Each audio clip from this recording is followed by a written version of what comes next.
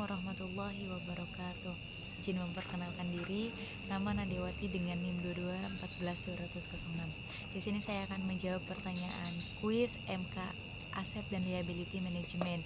Yang pertama yaitu ada komponen-komponen dalam menyusun kebijakan ALMA. Yang pertama itu adalah Foreign Exchange Management, adalah upaya bank untuk menata dana, mengelola foreign exchange aset dan liabilitas dengan baik, yaitu untuk memaksimalkan pendapatan dan meminimalkan risiko atas terjadinya fluktuasi nilai tukar serta interest rate yang sulit diperkirakan.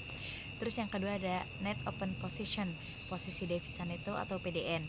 Berdasarkan metode Gross Aggregate Position NOP atau PDN adalah angka yang merupakan penjumlahan dari nilai absolut untuk jumlah dari selisih bersih aktiva dan pasiva dalam neraca untuk setiap falas ditambah dengan selisih bersih tagihan dan kewajiban baik yang merupakan komitmen maupun kontingensi dalam rekening administratif untuk setiap falas. Ketentuan PDN ini juga berlaku untuk bank.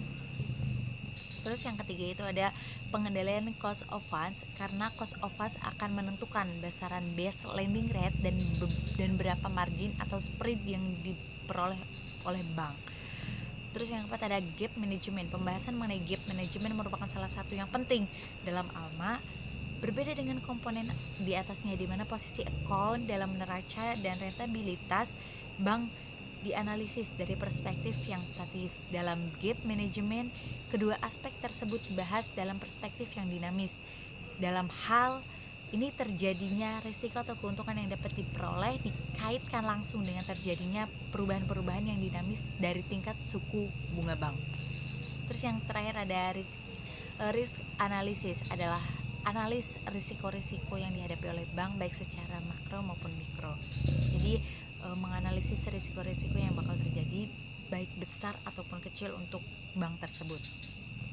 Terus ini analogi ALMA dalam anggota tubuh itu dianalogikan seperti apa? Yang pertama itu aset itu dianalogikan sebagai jantung. Kenapa dianalogikan sebagai jantung? Karena jantung itu adalah organ vital bagi tubuh manusia. Sama halnya juga dengan aset.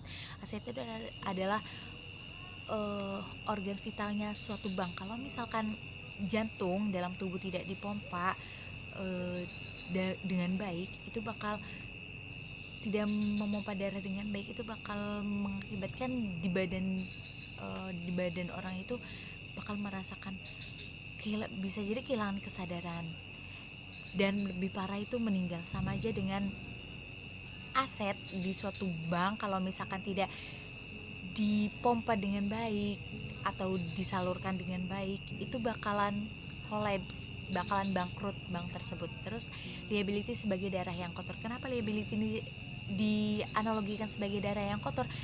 Karena kan darah yang kotor itu kan sumber penyakit bagi tubuh kita. Kalau misalkan itu terusan ada di dalam tubuh kita, itu juga tidak baik. Itu juga bisa mengakibatkan badan kita itu sakit, dan bahkan juga bisa, kalau misalkan itu sampai parah, itu kan bakal bisa sampai meninggal dunia. Sama halnya dengan liability di suatu bank, kalau misalkan parah itu bisa jadi bank itu kolaps ataupun bangkrut.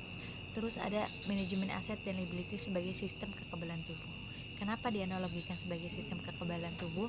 Karena kalau misalkan kekebalan tubuh di badan kita itu bagus, itu bakalan bagus di badan kita untuk mencegah penyakit-penyakit yang datang gitu, karena kekebalan tubuh kita bagus. Sama halnya dengan manajemen aset dan liability di bank. Kalau misalkan manajemen aset dan liability-nya bagus, itu bakalan terhindar dari risiko-risiko gitu yang datang. Oke, terima kasih. Mohon maaf atas kekurangan dan kesalahannya. Saya akhiri. Wassalamualaikum warahmatullahi wabarakatuh.